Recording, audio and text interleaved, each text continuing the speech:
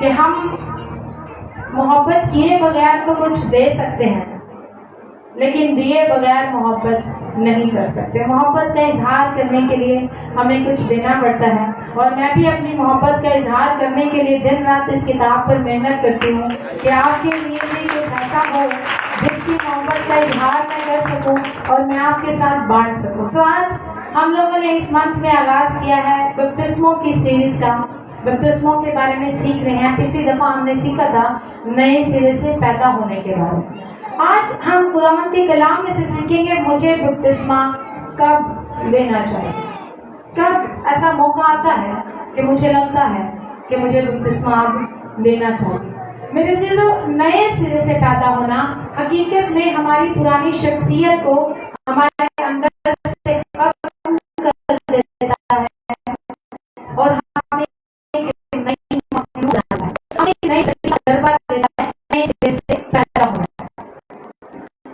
میں آپ کے ہوش گزارنے کی بات کرنا چاہتی ہوں۔ جب خدا نے بنی کا انسان کو پیدا کیا، جب خدا نے آدم کو پیدا کیا، تو خدا کے تصور میں ایک ایسی خوبصورت اور ایک ایسی راز بادشاہت تھی جس کا سربراہ، جس کا حاکم اس کا اکلوتا بیٹا یسوع ہوتا۔ لیکن ابلیس نے جسم کا استعمال کرتے ہوئے، بدن کا استعمال کرتے ہوئے خدا کے مد مقابل ایک بادشاہت قائم کی جو کہ بالکل خدا کی مرضی کے مطابق نہیں تھی۔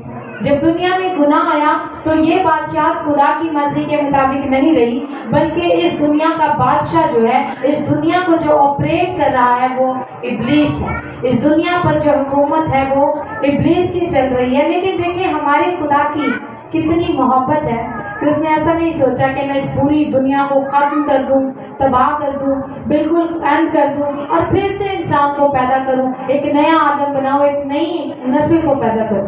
خدا نے ایسا ہرگز نہیں کیا۔ آپ کو پتہ ہے خدا نے کیا کیا؟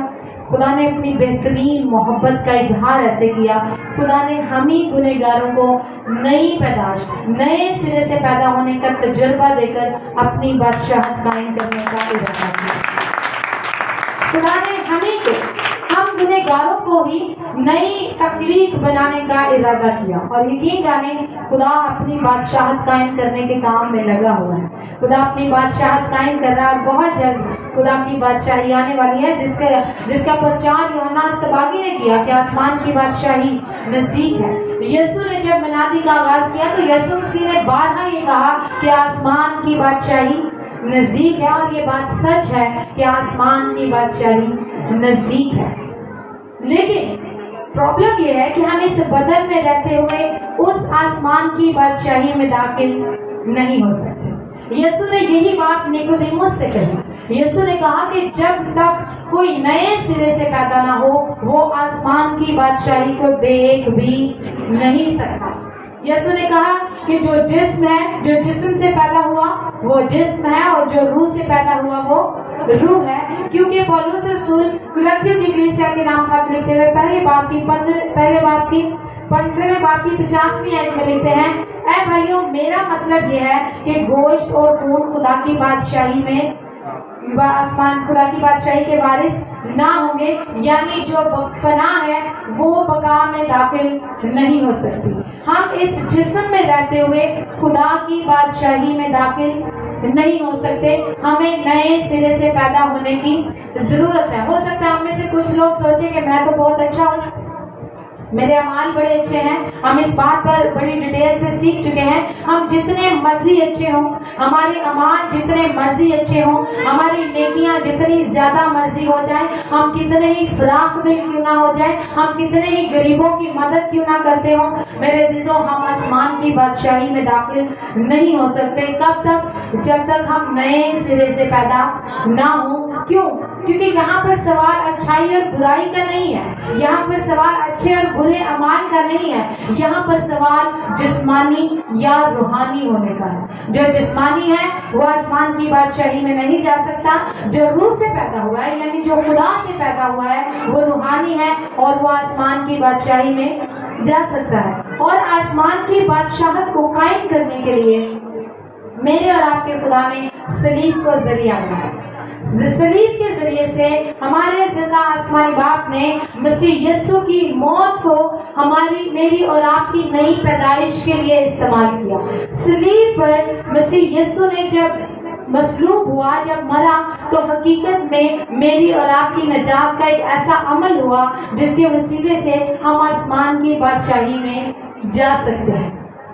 इसका मतलब है सलीब को खुदा ने इस्तेमाल किया इब्लीस की बादशाहत, पुरानी इंसानियत, इस गुनाह आलूदा जहां और इस पूरे सिस्टम को तबाह करने के लिए, खत्म करने के लिए खुदा ने मसीह की मौत को इस्तेमाल किया, सलीब को इस्तेमाल किया। इसका मतलब है सलीब जो है दुनिया में सबसे बड़ी तबाहकुन चीज है। डिस्ट्रक्टिव जो सबसे बड़ा एलिमेंट है वो सलीब है। क्यों? क्योंकि सलीब के जरिए से खुदा ने जो कुछ आदम का था, जो कुछ गुनाह में था, जो कुछ इब्लीस की बादशाहत का था, खुदा ने उसे सलीब पर तबाह कर दिया। इसलिए सलीब सबसे ज्यादा तबाहकुन चीज है। और अगर हम सबसे ज्यादा कंस्ट्रक्टिव और तामीरी चीज की बात करें तो मसीह यीशु का मुर्दों में से जी उठना दुनिया की सबसे बड़ी तामीरी चीज है, क्योंकि मसीह यीशु के जी उठने से नई बादशाहत की बुनियाद रखी है। मसीह यीशु के जी उठने से नई बादशाहत की बुनियाद रखी गई। और जब हम बपतिस्मा लेते हैं, जब हम मसीह यीशु को कबूल करते हैं और हम इस बात का इकरार करते हैं कि मसीह यीशु मेरे गुनाहों का कफारा है, तो हम इस बात का यकीन करते हुए इस बात का इकरार करते हैं कि सलीब पर मसीह यीशु ने मेरी पुरानी इंसानियत को, मेरी पुरानी फितरत को मौत दिया। इसीलिए पौलुस कहते हैं जो कोई मसीह में है वो क्या है। अगर हम दूसरा कुरिन्थियों 5वें बाब की 17वीं आयत पढ़े तो लिखा है, इसलिए अगर कोई मसीह में है वो नया मखलूक है, पुरानी चीजें जाती रही, देखो वो नई होगी। खुदा ने हमें मसीह में एक नई मखलूक होने का तजर्बा दिया, हमें इस काबिल किया कि हम नई मखलूक हो सके। खुदा ने मसीह यीशु की सलीब के वसीले से गुनाह को, उस पुरानी गुनाह भरी फितरत को मौत दी। खुदा बाप ने क्या किया? जो कुछ आदम का था, जो कुछ गुनाह आलूदा था, वो सब कुछ अपने बेटे यीशु पर रखा, उसको इकट्ठा किया और उसे सलीब पर मसलूब कर दिया। इसलिए हम इस बात का इकरार करते हैं कि मसीह यीशु के मसलूब होने में, मसीह यीशु के मरने में मेरी पुरानी फितरत, मेरी पुरानी इंसानियत मर गई, वो उसमें मसलूब हो गई और मैं मसीह में नया मखलूक हूँ, जिसका हम बपतिस्मा लेकर इजहार करते हैं। इसीलिए पौलुस कहते हैं, इसी जो भी हवाला बड़ा भाई ने उसके 6 बाब की 3री और 4थी आयत में पौलुस कहते हैं, क्या तुम नहीं जानते कि हम जितनों ने मसीह में शामिल होने का बपतिस्मा लिया, मसीह की मौत में शामिल होने का बपतिस्मा लिया। और फिर वो कहते हैं बस मौत में शामिल होने के बपतिस्मे के वसीले से हम उसके साथ दफन हुए। मेरे अजीजों, जब हम मसीह यीशु की सलीब को, उसके मसलूब होने को अपनी जिंदगी में कबूल करते हैं, इस बात का इकरार करते हैं कि मसीह यीशु मेरे गुनाहों के लिए सलीब पर हुआ, मेरे गुनाहों के लिए मसलूब हुआ, तो हकीकत में हम इस बात का इकरार करते हैं हम मसीह के साथ मसलूब हुए, हम मसीह के साथ उस सलीब पर मौत का तजर्बा कर चुके हैं। और मैं आपको एक चीज बता दूं, नए सिरे से पैदा होने के लिए हमारा मरना जरूरी है। नए सिरे से पैदा होने के लिए हमारा, थोड़ा बुलंद आवाज से बोलना। और मैं जिस्मानी मौत की बात नहीं कर रही कि हम अब जल्दी से जाएं सुसाइड करने क्योंकि मैं नए सिरे से पैदा होना चाहता हूँ तो मैं अपने आप को मान लूं, मैं उस मौत की बात नहीं कर। हमारा नए सिरे से पैदा होने के लिए मरना जरूरी है। क्यों? क्योंकि ये जो सलीब आपके सामने है, मसीह की ये सलीब सिर्फ मसीह की सलीब नहीं है। क्यों? क्योंकि मसीह यीशु तो बेगुनाह थे, मसीह यीशु तो बेऐब है, उसमें तो कोई गुनाह नहीं, लेकिन वो मसलूब हुआ और उसने सलीब पर जान दी। तो वो सलीब जो थी हकीकत में वो इज्तमाई थी, वो सिर्फ एक कबीले, एक नेशन के लिए नहीं, एक कौम के लिए नहीं, बल्कि पूरी दुनिया के लिए थी। इसीलिए यूहन्ना सबागी ने जब यीशु को देखा तो उसने कहा, देखो ये खुदा का बरा जो जहां के गुनाह उठा ले जाता, कहाँ उठा ले जाता? सलीब तक उठा ले जाता। तो मसीह की जो मौत है, मसीह की जो सलीब है, वो हम सबनों के लिए है, वो हम सबनों की मसलूबियत का इजहार है। पौलुस रसूल कहते हैं अगर हम मौत के वसीले से बपतिस्मे में हम बपतिस्मा लेते हैं कि मसीह की मौत में शामिल हुए, तो फिर पौलुस रसूल कहते हैं हम उसके साथ दफन भी हुए। मेरे चीजों, हम किसी को दफन कब करते हैं? जब हमें पता है कि वो مر گیا, وہ کمپلیٹلی ڈیڈ ہے. ایک دفعہ ایک خاتون کا شوہر مر گیا, وہ اسے صدمہ لگا اور وہ دماغی توازن کھو بیٹھی اور وہ کہنے لگی کہ یہ نہیں مرا, یہ تو میرے ساتھ باتیں کرتا ہے, اور بڑی دیر تک اس نے ضد کی کہ اس کو دفن نہیں کیا جائے گا کیونکہ یہ زندہ ہے. تو ہم کسی کو دفن کب کرتے ہیں؟ جب ہمیں پتا ہے کہ وہ مر چکا ہے, وہ مردہ ہے. ہمارا کوئی عزیز کتنا ہی بیمار کیوں نہ ہو, وہ وینٹیلیٹر پہ ہی کیوں نہ ہو, جب تک اس کی سانس چلتی ہے ہمارے پاس زندگی کی امید ہے, اور ہم اسے دفن نہیں کرتے. ہم کہتے ہیں کہ یہ ابھی زندہ ہے. سو دفن ہونے کا عمل کب ہوتا ہے؟ جب پہلے موت ہوتی ہے, جب موت ہوتی ہے پھر دفن ہونے کا عمل ہوتا ہے. اب بپتسمے کے لحاظ سے ہمیں تعلیم دی جاتی ہے, اور یہ غلط نہیں ہے. کہا یہ جاتا ہے کہ جب ہم بپتسمہ لیتے ہیں, پانی میں ہم لیٹتے ہیں, پورے پانی میں ڈوب جاتے ہیں, تو مسیح کے ساتھ دفن ہوتے ہیں. جب ہم پانی سے باہر آتے ہیں تو ہم مسیح کے ساتھ جی اٹھنے کا اقرار کرتے ہیں.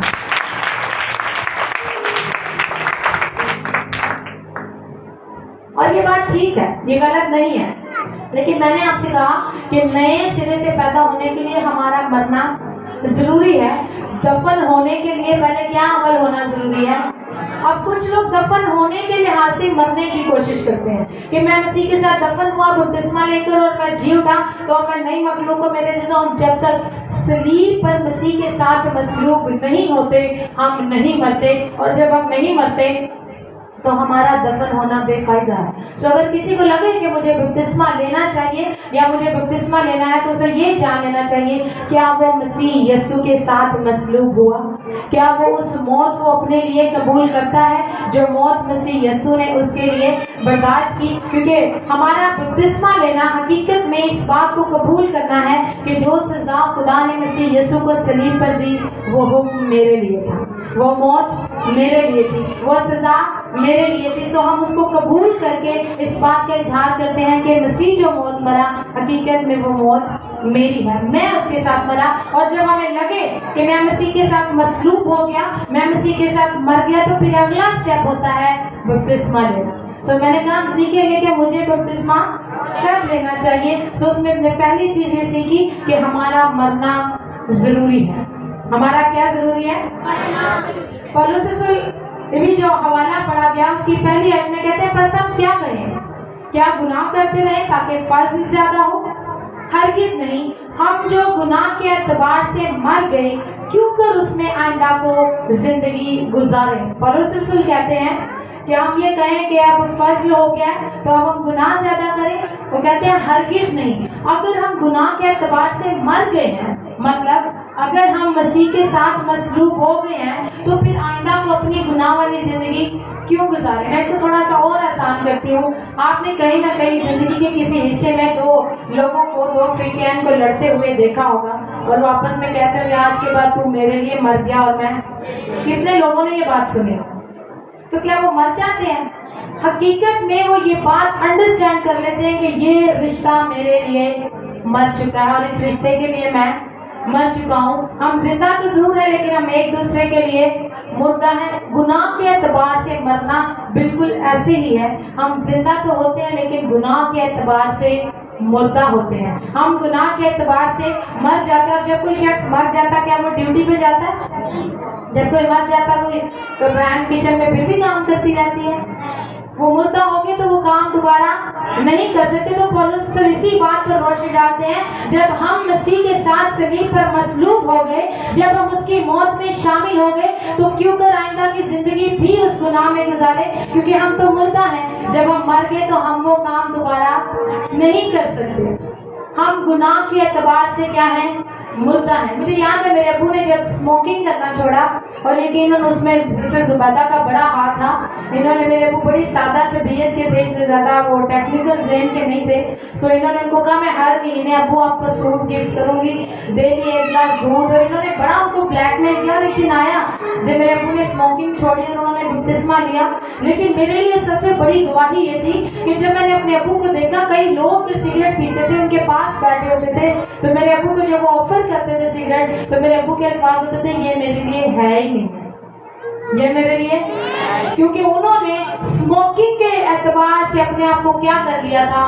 मुर्दा कर दिया था। और यही बात पौलुस रसूल कहते हैं, जब हम मसीह के साथ मसलूब होते हैं तो गुनाह के एतबार से हम क्या हो जाते हैं। तो जब हम गुनाह के एतबार से मुर्दा है तो फिर वो गुनाह हमें हमसे फायदा नहीं उठा सकता। हम मसीह में आने से पहले कोई भी गुनाह करते हो, जब हम मसीह में आ गए, जब मसीह के साथ मसलूब हो गए, मर गए, तो उस खास गुनाह के लिहाज से हम क्या हो गए हैं, मुर्दा हो गया, हम डेड है। और मैं इस तजर्बे में से गुजर रही हूँ। बहुत सी ऐसी चीजें हैं जिन पर मैं आज भी महसूस करती हूँ कि वो चीजें मेरे सामने हैं, लेकिन मैं उनके लिहाज से क्या हो गई हूँ, मुर्दा। वो सामने है लेकिन उसका और मेरा कोई ताल्लुक नहीं है। और यही बात है, जब हम मसीह के साथ मसलूब होते हैं, हम हकीकत में मसीह के साथ मसलूब होते हुए अपने गुनाह के एतबार से मुर्दा होने का ऐलान करते हैं कि मैं गुनाह के एतबार से क्या हो गया हूँ, मुर्दा। पौलुस रसूल इसी हवाले में कहते हैं, क्योंकि जब हम उसकी मौत की मुशाफत से उसके साथ पैवस्ता हुए,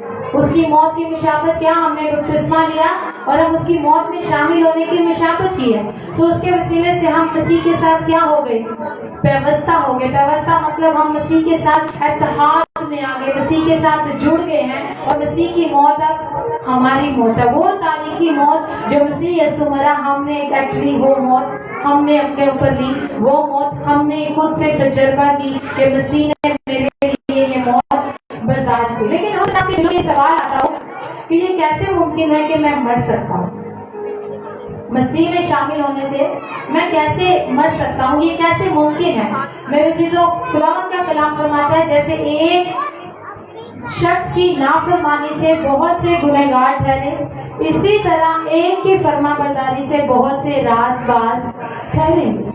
यानी आसादा अल्फाज में, जैसे हम आदम में गुनहगार होते हैं, वैसे ही हम मसीह यीशु में रास्तबाज होते हैं। हालेलुया। हम आदम में गुनहगार, कोई पूछेंगे मैं आदम का तो मेरा कोई दूर दूर तक रिश्ता नहीं, मैं कैसे गुनहगार, तो हम कहते हैं आप आदम में थे जब उसने गुनाह किया। तो मसीह यीशु में शामिल होने से हम किस तरह रास्तबाज जाते हैं, क्योंकि जब मसीह यीशु मसलूब हुआ तो खुदा के लिए हम सब मसीह यीशु में शामिल थे, हम वहाँ पर मौजूद थे, इसलिए हमारे गुनाहों का कफारा हो चुका और हम रास्तबाज हैं। अब हम मसीह में कैसे मतलब मर सकते हैं। सवाल ये है कि अगर मरना जरूरी है तो हम कैसे मर सकते हैं। तो मैंने कहा जिस तरह मसीह में आदम में हम गुनहगार होते हैं, उसी तरह मसीह में हम क्या होते हैं, रास्तबाज होते हैं। क्योंकि मसीह आदम में हमें क्या मिलता है, गुनाह, सजा, मायूसी, नाकामी, अदालत। लेकिन मसीह यीशु में हमें क्या मिलता है, गुनाह से छुटकारा, हमें रास्तबाजी मिलती है, हमें उम्मीद मिलती है, अपनी जिंदगी की उम्मीद मिलती है। और मेरे जैसो फिर आपके लिए अदालत नहीं, फिर आपके लिए आसमान की बादशाही इंतजार कर रही है, क्योंकि आप आसमान की बादशाही के वारिस। आदम के गुनाह के वसीले से हम गुनहगार ठहरते हैं और मसीह यीशु की रास्तबाजी के वसीले से हम रास्तबाज ठहरते हैं। याद रखें, वॉचमैन नहीं, खुदावंद के खादिम हैं, वो कहते हैं कि मसीह यीशु के शरीर पर लहू के बहने से हमारे गुनाहों का कफारा होता है। यूहन्ना रसूल कहते हैं कि मसीह यीशु का खून हमें हर तरह के गुनाह से क्या करता है, पाक करता है, हर तरह के गुनाह से हमें साफ करता है। लेकिन याद रखें, मसीह यीशु का लहू जो है वो हमारी फितरत को तब्दील नहीं करता। मसीह यीशु का लहू हमारी फितरत को, ये गुनाह भरी जो फितरत है, इसको तब्दील नहीं करता। इसको तब्दील करने के लिए हमें आदम की नस्ल से, आदम से खारिज होना जरूरी है। हम अपनी उस फितरत से, गुनाह भरी फितरत से तब तक आजाद नहीं हो सकते जब तक हम आदम से खारिज ना हो जाए। मेरे चीजों, हम पैदा होकर आदम में शरीक हो जाते हैं, क्योंकि हम सब जिस्मानी तौर पर पैदा हुए, हम आदम की नस्ल से हैं तो हम गुनहगार हैं, क्योंकि हम आदम की नस्ल से हैं। तो हम पैदा होकर आदम में शरीक होते हैं, तो फिर हम आदम से खारिज कैसे हो सकते हैं। तो खुदावंद का कलाम फरमाता है उसके लिए आपको मरना जरूरी है। जब हम मरते हैं, मसीह के साथ मसलूब होते हैं, तो हम आदम की नस्ल से खारिज हो जाते हैं, अपनी पुरानी फितरत से खारिज हो जाते हैं, हम अपनी गुनाह भरी जो हमारी जिबिलत है उससे खारिज हो जाते हैं। इसलिए छठी आयत में पौलुस कहते हैं, चुनांचे हम जानते हैं कि हमारी पुरानी इंसानियत उसके साथ इसलिए मसलूब की गई। हमारी पुरानी इंसानियत किसके साथ मसलूब की गई, यीशु के साथ। सब बोर तो नहीं हो रहे आप, थोड़ा सा स्ट्रेटेजिकल सरमन है लेकिन ये बड़ा जरूरी है। सो हमारी पुरानी इंसानियत किसके साथ मसलूब हुई, یوتھ کی آواز آئی ہے مجھے, بڑوں کی آواز نہیں آئی. کس کے ساتھ؟ یسوع کے ساتھ. وہ کہتے ہیں ہماری پرانی انسانیت یسوع کے ساتھ اس لیے مسلوب کی گئی کہ گناہ کا بدن بیکار ہو جائے. ہمارا یہ جو گناہ کا بدن ہے یہ بیکار ہو جائے. اور پھر وہ کہتے ہیں تاکہ ہم آگے کو گناہ کی غلامی میں نہ رہیں. پھر ہم گناہ کی غلامی میں نہ رہیں, کیونکہ جو ہوا گناہ سے بری ہو. اب بہت سے لوگ سوچتے ہیں اگر کوئی مر جائے جسمانی طور پر تو اکثر لوگ مطلب ادھر جنازے پہ کھڑے کہتے ہیں خدا کا کلام کہتا ہے جو ہوا وہ گناہ سے بری ہوا. یہ بائبل اس موئے کی بات نہیں کرتی. حقیقت میں جو ہوا وہ گناہ سے بری ہوا وہ کون سا ہوا؟ جو اس یسوع کی صلیب پر ہوا. ہاللیلویا. اس یسوع کے ساتھ صلیب پر مرنا ہمیں اس چیز کے لیے آمادہ کرتا ہے کہ ہم اب گناہ کے اعتبار سے مر چکے ہیں. ہم گناہ کے اعتبار سے کیا ہیں؟ مردار. میں نے کہا ہمیں صرف گناہوں سے کفارے کی ضرورت نہیں ہے, ہمیں اس فطرت سے بھی چھٹکارے کی ضرورت ہے. مثال کے طور پر آپ ایک شرابی کو پکڑے, اس کی مار پیٹ کرے اور اسے بھی شراب نہیں پینی آپ نے, اس کی بوتل توڑنے اور آپ اسے نہیں آپ نے شراب نہیں پینی, تو کیا شراب ختم ہو جائے گی؟ آپ جو لڑکا یا جو بھی شخص شراب بیچتا ہے آپ اس کو پکڑیں, اس کی ساری شراب کی بوتلیں توڑ دیں, اس کو بھی منع کریں گے آپ نے شراب نہیں بیچنی, تو کیا شراب ختم ہو جائے گی؟ شراب آپ جانتے ہیں کب ختم ہوگی؟ جب شراب کی فیکٹری بند ہوگی. ہماری جو گناہ کی فطرت ہے ہم تب تک گناہ سے چھٹکارا حاصل نہیں کر سکتے جب تک ہم اس فطرت سے آزاد نہیں ہو جاتی. یہ جو گناہ بنانے کی مشین ہے جب تک ہم اس سے آزاد نہیں ہوتے. اور یہ ہم کب آزاد ہوتے ہیں؟ جب ہم یسوع کے ساتھ صلیب پر مصلوب ہوتے ہیں. ہم مسیح کے ساتھ مرنے کا جب تک تجربہ نہیں رکھتے. آدم کے پیدا ہونے کے وسیلے سے ہم آدم میں شامل ہوتے ہیں, گناہ کے غلام ہوتے ہیں, اور مر کر ہم آدم سے خارج ہو جاتے ہیں اور ہم مسیح یسوع کی ابدی زندگی کے وارث ہو جاتے ہیں. ہاللیلویا. اس کے بعد اب ایک سوال یہ تھا کہ ہمارا مرنا ضروری ہے, اور ہو سکتا ہے جو کوشچن تھے جو نکل سکتے تھے کوشچن میں نے ان کو آنسر کرنے کی کوشش کی کہ ہم نے کیسے مرنا ہے. لیکن اب مرنے کا تو پروسیس سمجھ آیا کہ ہم مسیح میں شامل ہو کر مریں گے, لیکن ایک کوشچن عام انسان کے ذہن میں آ سکتا ہے کہ میں مسیح میں کیسے شامل ہو سکتا ہوں؟ ہاؤ از اٹ پاسبل کہ میں مسیح میں شامل ہوا اور میں صلیب پر مصلوب ہو گیا؟ تو میں آپ کو ایک بیڈ نیوز سناؤں گی کہ ہم مسیح میں شامل نہیں ہو سکتے. ہماری راست بازی ناکافی ہے, ہمارے اچھے اعمال ناکافی ہیں, ہماری کوششیں ناکافی ہیں, ہم خود سے مسیح میں شامل نہیں ہو سکتے. مسیح میں شامل ہونے کے لیے گڈ نیوز یہ ہے کہ خدا باپ نے آپ کو پہلے سے مسیح میں شامل کر دیا ہے. اگر ہم پہلا خط اس کے پہلے بات کی 30 اور 31 آیت پڑھیں تو اس میں پولس کہتا ہے لیکن تم اس کی طرف سے, کس کی طرف سے؟ خدا کی طرف سے. پولس کہہ رہے ہیں تم اس کی طرف سے مسیح یسوع میں ہو. پولس کہہ رہے ہیں کہ آپ خدا کی طرف سے کس میں ہیں؟ مسیح یسوع میں ہیں, تاکہ مسیح ہمارے لیے, آگے پولس کہتا ہے تاکہ مسیح ہمارے لیے خدا کے حضور راست بازی ٹھہرے, خلاصی ٹھہرے اور ہمارے گناہوں کا کفارہ ٹھہرے. خدا نے ہمیں خود سے مسیح میں شامل کر دیا. کوشچن تھوڑا ہمیں خیال ہے کہ واچ مین نہیں بڑی اچھی اگزامپل دیتے ہیں. مثال کے طور پر یہ آپ پیج دیکھ رہے ہیں, میرے ہاتھ میں ایک پیج ہے.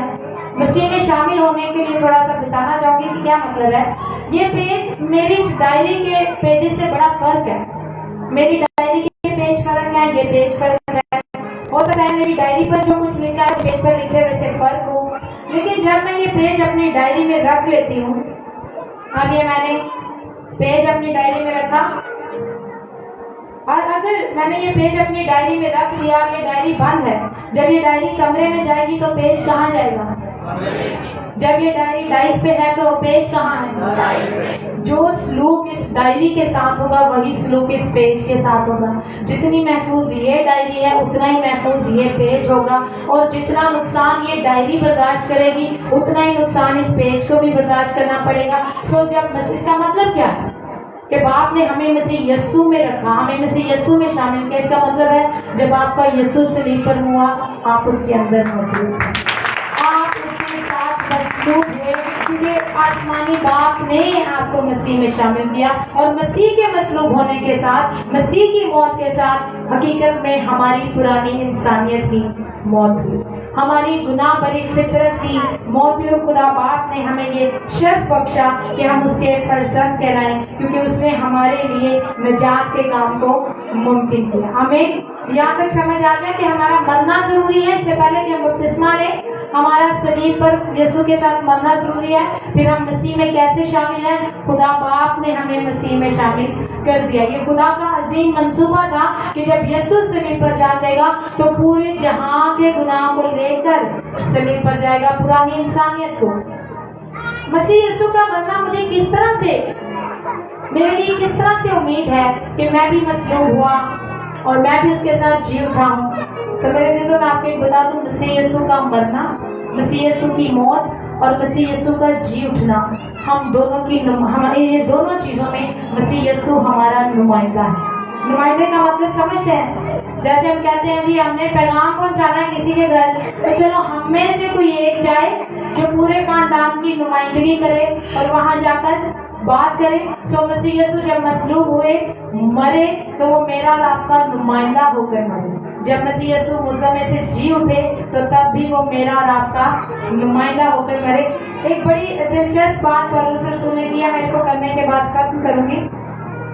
جب پولس، اگر ہم کرنتھیوں کی کلیسیا کے نام پولس رسول کا خط پڑھیں، پہلا خط، اس کے 15ویں باب کا اگر ہم مطالعہ کریں، 15ویں باب کی 45ویں آیت ہے اور پھر 47ویں آیت ہے۔ ان دو آیات میں پولس رسول نے مسیح یسوع کو دو خطابات دیے ہیں۔ 45ویں آیت میں مسیح آدم کے لیے اس نے لفظ استعمال کیا، پہلا آدم، اور پھر مسیح یسوع کے لیے اس نے استعمال کیا پچھلا آدم۔ آخری آدم نہیں کہا، دوسرا آدم نہیں کہا، پچھلا آدم کہا۔ یسوع کے لیے اس نے پچھلے آدم ہونے کا لفظ اس لیے استعمال کیا، اس کی تفسیر یہ ہے کہ اس نے یسوع کو پچھلا آدم اس لیے کہا کہ یہ حقیقت میں انسانیت کا نمائندہ ہے۔ پچھلا آدم بعد میں آنے والا آدم، پہلے آدم کے وسیلے سے دنیا میں گناہ آیا، پچھلا آدم یعنی جو بعد میں آدم آیا، جو کامل انسان ہے، انسان نسل انسانی میں شریک ہے۔ اور اس کا آغاز کب ہوا؟ جب یسوع مسیح بیت لحم میں مجسم ہو کر پیدا ہوئے۔ اس کا آغاز کب ہوا اور اس کا اختتام صلیب پر مسیح یسوع کے مرنے سے قبر میں ہوا۔ پچھلے آدم کے طور پر مسیح یسوع نے مجھے، ہم سب کو ظاہر کیا، جو کچھ آدم کا تھا، جو کچھ آدم کے اندر تھا، جو ابلیس کی بادشاہ تھی، جو گناہ بری فطرت تھی، پچھلے آدم کے طور پہ مسیح یسوع نے وہ سب کچھ اپنے لیا اور اس کو کھینچ کر صلیب اور عدالت تک لے گیا۔ اور پچھلے آدم کے طور پر مسیح یسوع نے پرانی انسانی فطرت کا خاتمہ کیا۔ پچھلے آدم کے طور پر مسیح یسوع نے انسانی جو نسل ہے، جو گنہگار ہے، ان کے گناہوں کا خاتمہ کیا، ابلیس کی بادشاہت کا خاتمہ کیا۔ اب 47ویں آیت میں پولس رسول نے آدم کے لیے یہی لفظ استعمال کیا، پہلا آدم، اور آدمی، یہاں پہ آدمی لفظ پولس رسول نے بولا ہے، پہلا آدمی، اور یسوع کے لیے اس نے پچھلا آدمی نہیں کہا اور نہ ہی آخری آدمی کہا، بلکہ دوسرا آدمی کہا۔ اب دوسرا آدمی کیوں کہا؟ کیونکہ اب یسوع مسیح جب مردوں میں سے جی اٹھے تو مسیح یسوع اس انسانیت کا اظہار اور اس انسانیت کا جو شریک ہو کر نہیں زندہ ہوئے۔ مسیح یسوع بنی ہوئی انسان کا نمائندہ بن کر تو زندہ ہوئے، لیکن انسان کے طور پر نہیں، بلکہ اپنے جلالی بدن کے ساتھ ایک نئی نسل کے بانی کے طور پر مردوں میں سے جی اٹھے۔ اس لیے وہ دوسرا آدمی ہے، وہ آدمی جو دوسری بادشاہت قائم کرے گا، ابلیس کی بادشاہت کو ختم کرتے ہوئے نئی بادشاہت کا بانی بنا۔ اور پولس رسول اس حوالے میں کہتے ہیں کہ اگر ہم اس کے ساتھ موت میں شامل ہوئے، ہماری پرانی فطرت یہاں پہ مردہ ہو گئی۔ جب وہ دوسرے آدمی کے طور پر جی اٹھا تو ہم بھی اس کے ساتھ جب جی اٹھیں گے۔ اب اگر آج یسوع آ جائے، ہم جتنے یہاں بیٹھے ہیں اور جتنے قبروں میں راست باز لوگ ہیں، آپ کو پتا وہ کس حالت میں ہو جائیں گے؟ جلالی بدنوں میں۔ ہم اس بدن کے ساتھ تو آسمان کی بادشاہی میں نہیں جا سکتے۔ دوسرے آدمی کے طور پر یسوع جب جلالی بدن کے ساتھ مردوں میں سے جی اٹھا تو ہم سب بھی جلالی بدنوں کے ساتھ آسمان کی بادشاہی میں جائیں گے۔ ہم اس دوسری بادشاہت کے وارث بن جاتے ہیں۔ ہاللیلویا۔ یسوع مسیح کے لیے اس نے کہا کہ مسیح یسوع نے بطور پچھلا آدم ہماری فطرت کو ختم کیا، نسل انسانی کے گناہ کو ختم किया, बतौर एक दूसरा आदमी उसने नई बादशाहत का आगाज किया, नई तख्लीक का आगाज किया और नई मखलूक का आगाज किया, और मैं और आप वो नई मखलूक है। हालेलुया। मसीह यीशु के जी उठने से जो वजूद बनता है, जब हम मुर्दों में से जी उठेंगे तो मैंने कहा आप किस हालत में होंगे? जलाली बदनों के साथ। हम इस बदन में नहीं होंगे बल्कि उस बदन में होंगे जिसका मैंने शुरू में आगाज किया था कि खुदा अपनी बादशाहत के लिए नई तख्लीक कर रहा है, नई मखलूक बना रहा है। हम उस मखलूक के तौर पर आसमान की बादशाही में जाएंगे। और मैं चाहती हूँ पौलुस रसूल की खूबसूरत तफसीर के लिए एक दफा जोरदार ताली। हालेलुया। प्रेज। अब हम मसीह यीशु के साथ मौत में शामिल हुए, हम मुर्दों में से जी उठने का इकरार करते हैं कि अगर मसीह यीशु मुर्दों में से जी उठा तो हम भी मुर्दों में से जी उठेंगे। लेकिन मैं एक चीज यहाँ पर आपको वाज़ेह करना चाहती हूँ कि मसीह यीशु का, बैठ जाए कोई बात नहीं, बैठ जाए, मसीह यीशु का सलीब पर मरना हमारी मौत को जाहिर करता है, और उसका मुर्दों में से जी उठना किस बात को जाहिर करता है कि हम भी मुर्दों में से जी उठेंगे, हम भी अपनी जिंदगी के वारिस होंगे। लेकिन एक चीज मैं आपको क्लियर कर दूं, जब बात होती है ना मसीह की मौत की, मसीह यीशु के मरने का जब जिक्र होता है, तो फिर सवाल ये, पौलुस रसूल बार बार इस बात को रिपीट करते हैं कि मैं मसीह में हूँ। मसीह जब मसलूब हुआ तो हम कहाँ थे? हम मसीह में थे। जब मसीह यीशु ने जान दी, हम भी मसीह में थे। तो जब मसीह मरता है तो हम मसीह में थे। लेकिन जब यीशु की क़यामत होती है, मसीह यीशु मुर्दों में से जी उठते हैं दूसरे आदमी के तौर पर, फिर हम मसीह में नहीं होते।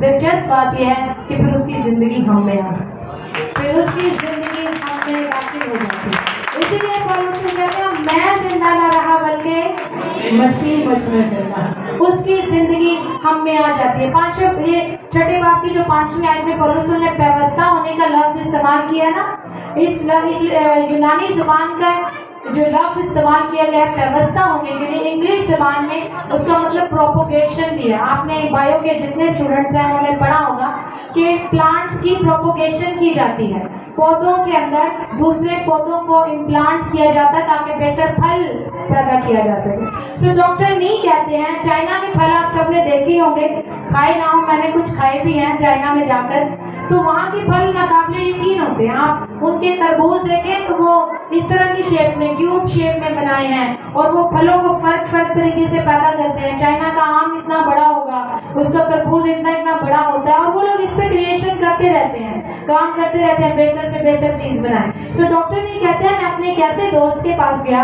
अब ये एग्जाम्पल मैं आपको इसलिए देने लगी हूँ कि आपको ये समझ आए कि मैं मसीह में मर तो गया, लेकिन जिंदा होने से मसीह की जिंदगी मुझ में कैसे आ सकती है, ये कैसे मुमकिन है कि मुझ गुनहगार इंसान में मसीह की जिंदगी कैसे दाखिल हो सकती है। मैं ये बात इसलिए बताने लगी हूँ, सो गौर से सुनिएगा।